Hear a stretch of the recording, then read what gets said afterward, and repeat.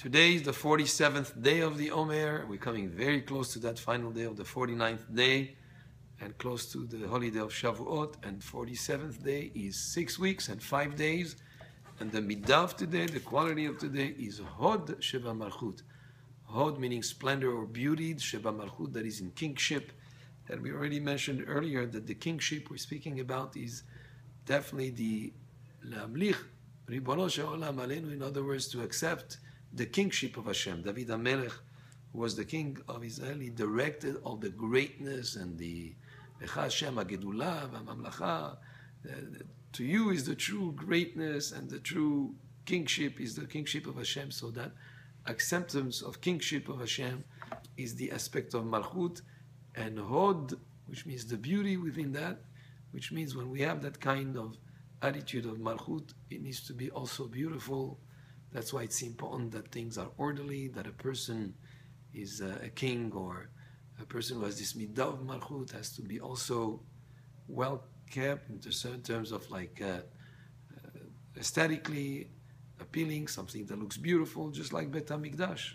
Chachamim say that if Yerushalayim is Netzach, then the Bet HaMikdash was Hod, was splendor, was beauty, and Bet HaMikdash was definitely very, very beautiful place.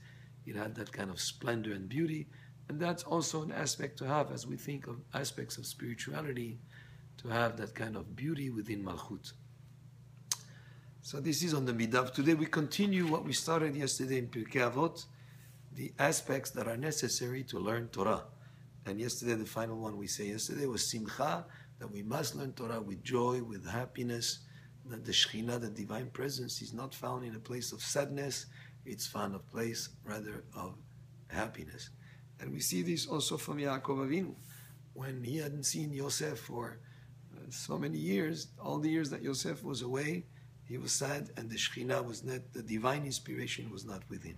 When he heard that Yosef was alive, the spirit of Yaakov came back alive, meaning that now that he was happy, he was able to have divine inspiration again. So Simcha, happiness and joy is very important in learning Torah.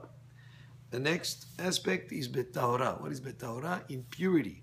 We have to have purity of mind, purity of thoughts, because the Torah is such a holy subject of learning that we have to have purity in order to learn it. Beshimush Hachamim. What is Shimush Hachamim? Is ministering to the sages, taking care of the needs of the sages, being next to them, because as you're next to the Torah sages, you'll be able just to absorb by their mundane activity, to be able to absorb a lot of lessons and many enlightening type of concepts that you'll gain just by being around them, around the Talmidei Chachamim. Bedikduk Chaverim. What is Bedikduk Chaverim? Closeness with colleagues. The way that you learn Torah is just not on your own. You have to be together with, study with colleagues. And there's another explanation also of Bedikduk Chaverim, being careful who are your friends, who you associate with. Because if you associate with the wrong people, he may pull you down. And to look always at the qualities of the people and the friends that you associate with.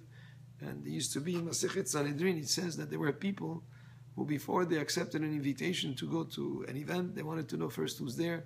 In other words, who are the people that you're going to be sitting with, who you're going to be hanging around with, because it has an influence on the person. So to learn Torah, to acquire Torah, you have to be also, one of the aspects is to be careful.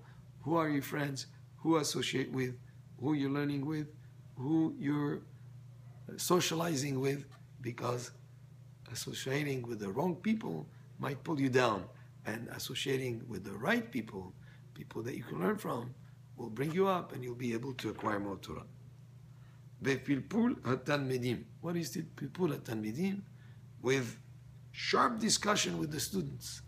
In other words, there is a lot of benefit that can come from debate on issues and when you're learning. And you walk into a yeshiva and you hear the people learning Mara, and it's a loud, lively type of situation where people are paired up in chevutas, in pairs, and there is so much what would seem to be argument and sharp discussion, because through the debate you're able to come to and more understanding of what the Gemara, whatever subject that you're learning.